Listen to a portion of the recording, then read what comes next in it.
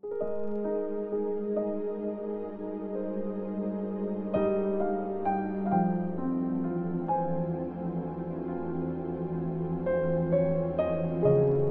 John chapter 5. Tinalo natin ang mundo. Anak ng Diyos ang naniniwala na si Jesus ang Christ at ang nagmamahal sa tatay ay nagmamahal din sa anak. Ganito natin malalaman na mahal natin ang mga anak ng Diyos kapag minamahal natin ang Diyos at sinusunod natin ang mga utos niya.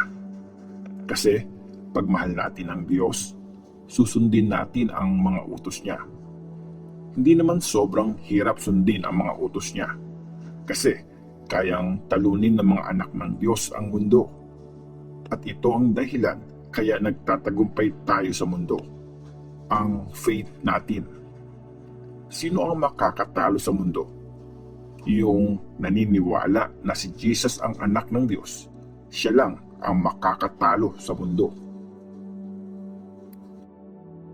Sino si Jesus Christ?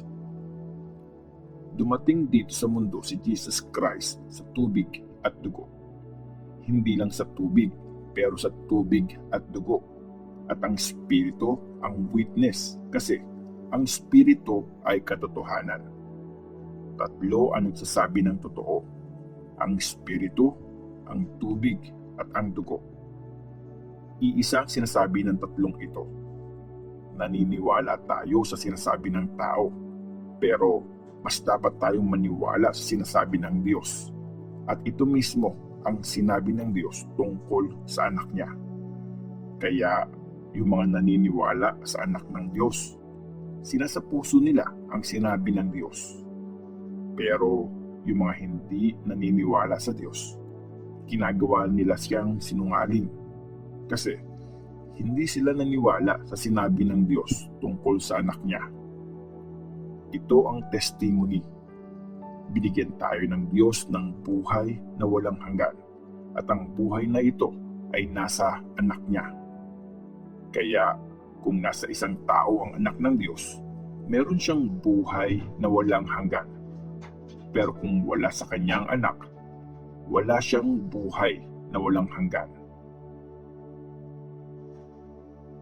Ang buhay na walang hanggan. Sinusulat ko sa inyo ito para malaman nyo na kayong mga naniniwala sa anak ng Diyos ay may buhay na walang hanggan. Confident tayong lumapit sa Kanya kasi sigurado tayong ibibigay niya ang kahit anong hinihingi natin na ayon sa gusto niya. At dahil alam natin na naririnig ng Diyos ang kahit anong pinagpipray natin, alam nating natanggap na natin yon. Ipag-pray nyo ang kapatid nyo pag nakita nyo siyang gumagawa ng kasalanang hindi naman magre-resulta sa kamatayan at bibigyan ng Diyos ng bagong buhay ang taong yon. Pero may kasalanan nagre-resulta sa kamatayan at hindi ko sinasabing dapat nyong ipag-pray yon. Ang lahat ng gawang mali ay kasalanan, pero may kasalanang hindi nagre-resulta sa kamatayan. Alam nating hindi nagpapatuloy sa kasalanan ang mga anak ng Diyos kasi iniingatan sila ng anak ng Diyos at hindi sila masasaktan ng masama. Alam nating mga anak tayo ng Diyos at ang buong mundo naman ay nasa ilalim ng kapangyarihan ng masama. At alam natin na dumating ang anak ng Diyos at binigyan niya tayo ng pangunawa para makilala natin ang tunay na Diyos. Tayo ay nasa tunay na Diyos. Ang anak niyang si Jesus Christ, siya ang tunay na Diyos na nagbibigay ng buhay na walang hanggan. Mga anak, lumayo kayo sa mga hindi tunay na Diyos.